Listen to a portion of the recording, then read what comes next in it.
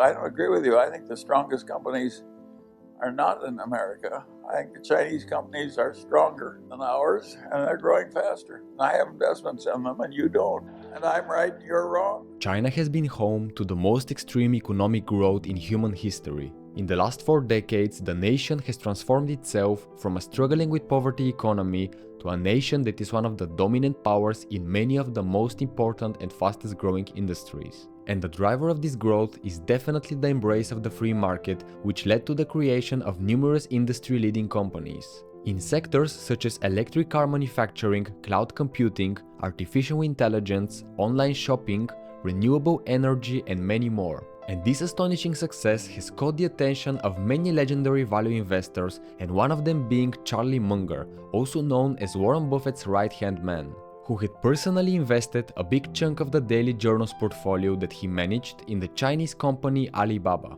And he even managed to convince Buffett to invest through his Berkshire Hathaway in China's electric vehicle manufacturer BYD, which turned out to be a huge success. Yes, I have never helped do anything at Berkshire that was as good as BYD, and I only did it once. Our $270,000 investment there is worth about $8 billion now, or maybe 9. So in this video, I'll explore his opinions on investing in the Chinese market and outline the positives and negatives when investing in China, and at the end I'll show you the best methods to invest in Chinese companies for foreigners if you decide to. So let's begin with the positives of investing in China by looking at this interview question from Charlie Munger. Why would anyone as smart as Munger or Buffett consider investing in China or any of the Chinese companies? Well, we did it for a very simple reason. We got more strength per dollar invested. In China, the companies we invest in are stronger relative to their competition and priced lower. That's why we're in China. From this clip, we can understand that Charlie believes that Chinese companies can perform better than American ones. And there are 3 main reasons for that. The first most prominent one is that Chinese companies now dominate a major portion of the world's biggest and most innovative industries. For example, look at this report from the Australian Strategic Policy Institute, where it has the goal of tracking 64 critical technologies in the sectors like artificial intelligence, biotechnology, robotics, advanced materials, and key quantum technology areas, which is a pretty good indicator of a country's research performance and potential future science and technology capabilities. So between 2003 and 2007, the US led in 60 out of 64 technologies, with China leading in just 3. Fast forward to the period 2018-2022, this research concludes that now China leads in 57 out of the 64 technologies. This trend clearly shows the astonishing increase in Chinese innovation in a very short amount of time. Another interesting chart is this one, where you can clearly see how China quickly became the world's largest car exporter in just the last 5 years. This clearly shows that Chinese companies have the capacity to grow exponentially in a small amount of time, which is also connected to the next reason for their high performance. And it is that Chinese companies face a lot less external competition, which is primarily a result of the strict rules enforced by the Chinese Communist Party to not allow many mainly American tech companies from offering their services in China.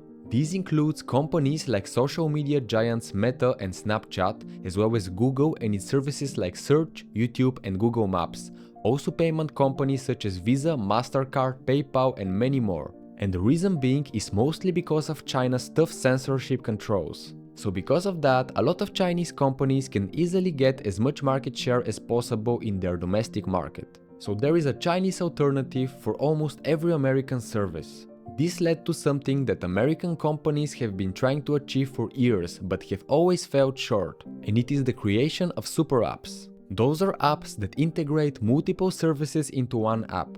Imagine having one single app in which you can use multiple services without leaving it, like messaging, shopping, ordering food, banking, and even ordering a taxi-like service like Uber. Well, China has 2 companies that fit that profile. The first one is Tencent and its super app called WeChat, which is not only one of the most popular social media and messaging apps, but also doubles down with popular features like doing payments, video games, online shopping, and even booking doctor's appointments. Tencent is also a leader in digital entertainments, like online videos similar to YouTube, music streaming services like Spotify, live streaming services like Twitch, as well as artificial intelligence, cloud computing, e-books, and many more. It is also the world's biggest gaming company in terms of revenue, as well as operating as a large investment fund which owns big percentages in a lot of foreign companies. The other most prominent super app is Alibaba's Alipay app,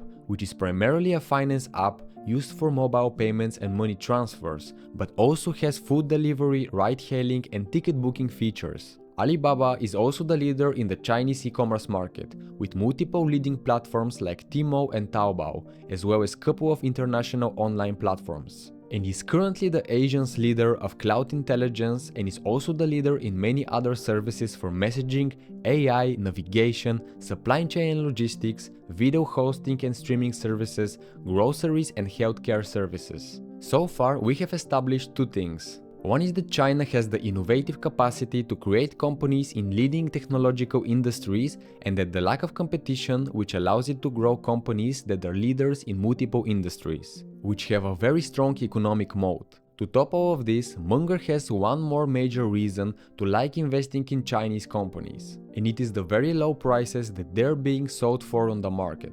The reason that I invested in China is I could get so much better companies at so much lower prices, and I was willing to take a little political risk to get into the better companies at the lower prices.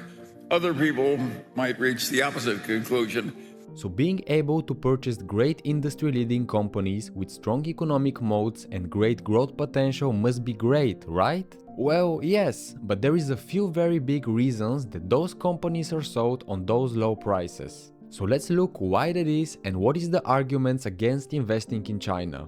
The first most showing problem with investing in China is caused by the same reason as one of the advantages. It is indeed the strict Chinese regulations which cause various issues for foreign investors. One of them being the United States government threatening to delist Chinese stocks on the US exchange. This is important since the Chinese government does not want to allow foreign investors to hold voting shares in Chinese stocks so that they cannot make decisions about the management or the future of their companies. So big companies like Alibaba and Tencent have special listings on outside exchanges which do not have voting rights. But the main issue with this is that the Chinese Communist Party do not allow US regulators to audit these companies inside China, which puts foreign investors at risk of getting incorrect data about these companies. So then in the year 2020, the United States government threatened to delist these companies from the US stock exchanges, and in this year, in 2025, Republican lawmakers continued to push for their restrictions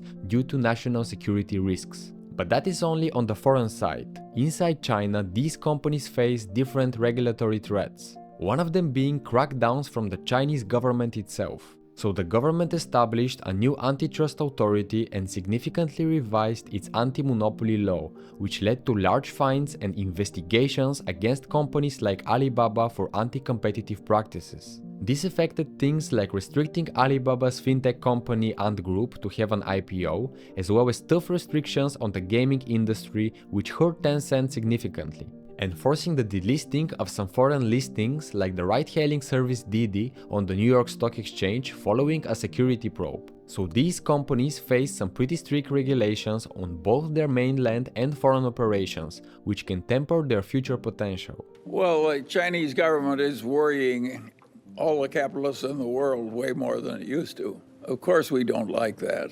We wish that China and the United States got along better. But this lack of transparency led to something even more worrying, and it is the questionable practices of some of these companies. And a great example of this is the company Pinduoduo, who is the owner of the popular Chinese e-commerce brand Temu. In recent years, the company has had an astonishing market grab in China, challenging the duopolistic lock of the market by Alibaba and JD.com and snatching a big chunk of their market share in an astonishing time. However, there is little to no information in their annual report about how the company runs its business, and it also does not disclose important financial figures, which are essential for a company of its kind. The CEO of the company is known for working under the bridge, and he does not have ownership in any of these companies. In addition to that, there is quite a lot of scrutiny surrounding the questionable origin of their products, since it is rumored that they use materials and labor from places which have international bans for products to be sold in Europe and the US. As I mentioned before, the country does not allow foreign auditors to check the validity of its finances and business practices. And those shady operations are one of the reasons that the US is threatening to delist some of the Chinese companies on its stock exchange.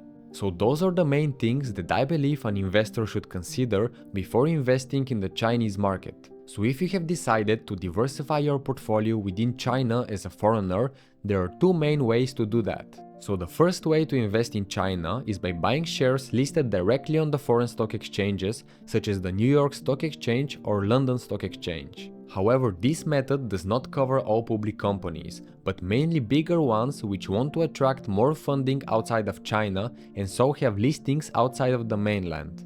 So there is one other method, which I believe is most preferable for investing in Chinese companies, and it not only eliminates the risk of owning individual companies, but also can allow you to invest directly into the Chinese exchanges, allowing you to own a lot more companies within the Chinese market. And this happens by buying ETFs, some of them being green listed from China, like BlackRock's iShare ETF that hold basket of stocks in a lot of companies either in a specific sector or the entire market. Some well-known examples that you can buy on US exchanges are MCHI, which provides a broader exposure to Chinese equities, including large and mid-cap companies traded on exchanges outside of mainland China. Then we have KWEB, which is an ETF that provides targeted exposure to Chinese internet and technology companies with top holdings including Alibaba, Tencent and PDD.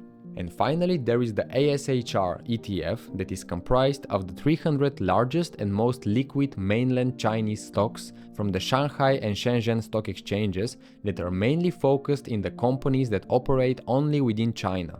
Of course, there are a lot of others that you can research. But be aware to first look for ETFs with lower management fees, as this can easily eat away from your long-term compounding returns. And also do not just take my advice on the topic. Make sure to familiarize yourself from other sources as well and do your own due diligence before making any investment decisions.